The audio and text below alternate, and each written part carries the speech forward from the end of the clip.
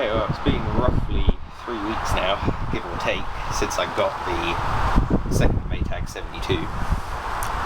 And, it's in a pretty poor way. The block was cracked, the paint was shoddy, it was covered in mud and all sorts of crap, and it refused to run. So we decided to pull it apart and do a full restoration on it. So the whole engine's been in bits, it's all been painted, completely stripped apart and put back together, new gaskets, new decals. It's had a new condenser, it already had the new plugs, it's had new ignition leads. Yeah, it's had a pretty good going over. The only thing we've got to do now is get an exhaust for it. We're going to get some small cast iron wheels for the trolley so it matches the other one, and it also needs a new kick pedal return spring. The old one is pretty weak, but it does keep it up in that position, so that'll do for now. So yeah, it's November the 2nd, we're going to see the Maytag start now. See what we get. Before, we only used to get a couple of coughs out of it, but it would never run. The engine is stone cold, it's never been started in my possession, only fired a couple of times. Air is completely shut off, so we're just going to give it a couple of turns over, just to prime it.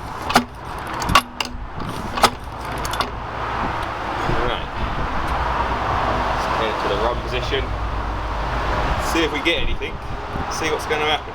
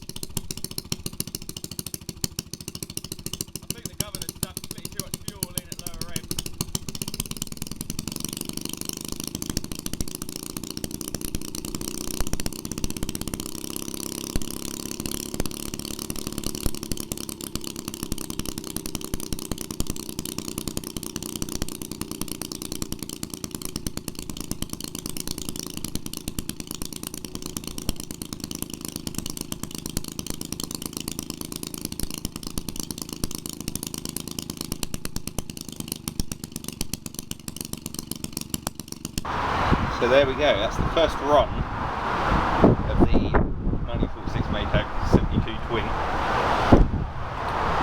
Yeah, I'm pretty pleased. Everything that I've repaired on the engine has held out quite well with that first initial run. The JB weld repair to the cracks in the back of the block here definitely worked. There's no fuel leakage there, and that was definitely the problem that was causing the engine not to run. Some other things that are pretty well sealed and nice and tight. The air intake tube here is pretty good, that doesn't seem to be leaking. There's no leaks around the barrels, which I'm happy about. And also a while ago I bought some gasket paper, and it came with some heat-proof gasket paper that we've used for the two exhaust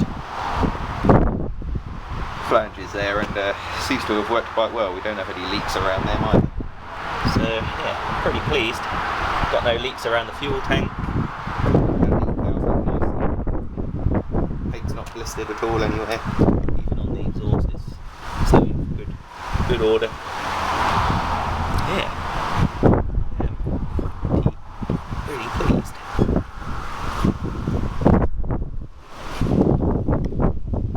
Compression has settled down now that the oil was burnt off in the bores. It's back to its usual sort of thing. You'd expect on a two-stroke for it to have high compression on both cylinders. These don't. They only have 65 psi on both sides, which equates to the normal sort of compression you would expect on a single cylinder two-stroke engine. But yeah, the flywheel's a bit wobbly. It's not the crankshaft.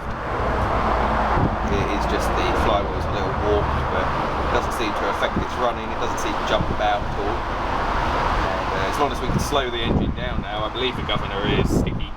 So we're going to pull that out in a minute, hopefully. The one thing I can't do is get the crankshaft out, which is why I didn't remove the governor as such, because I can't get this pin out the back of the crankcase there that holds the starter clutch on. I just can't get it out, which is a little bit of a problem.